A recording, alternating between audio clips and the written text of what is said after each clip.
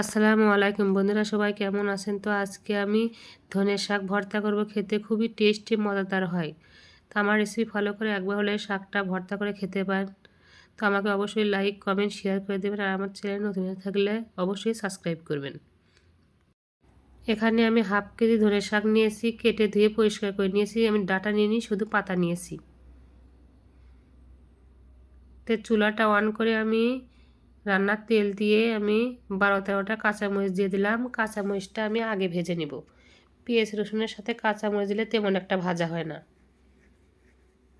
সেদ্ধ সেদ্ধ লাগে। এই জন্য আমি কাঁচামরিচটা আগে ভেজে নিয়ে তারপর পেঁয়াজ রসুনটা দিয়ে দিব। তো পেঁয়াজ রসুনটা আমি দিয়ে দিলাম।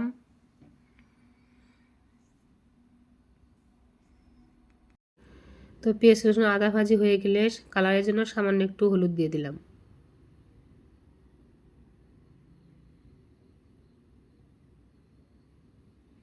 পেঁয়াজ রসুনটা ভাজা হয়ে আসলে আমি ধনে পাতা দিয়ে দিলাম। ভালোভাবে উশমিশ করে নিব।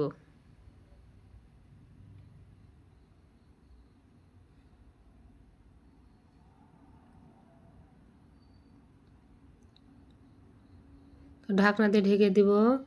ঢাকনা খুলে আবার একটু ভালোভাবে উশমিশ করে নিব।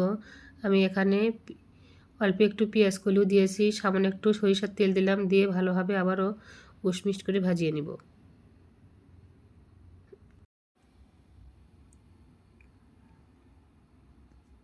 তো ভালোভাবে আবার উশমিশ করে নিব।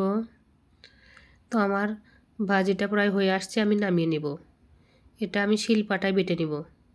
এর জন্য আমার ধনে পাতাগুলো আমি শিলপাটায় নিলাম, নিয়ে একটু লবণ ছিটিয়ে দিব, দিয়ে ডলে মিহি করে বাটবো।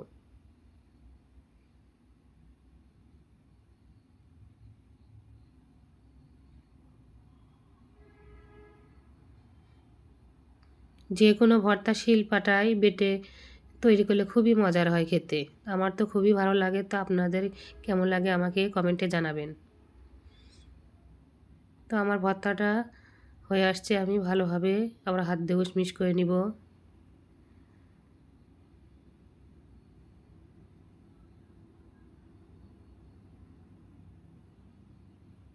তো সামান্য একটু সরিষার তেল দিলাম 1 চামচের মতো, দিয়ে আবার উশমিশ করে নিব।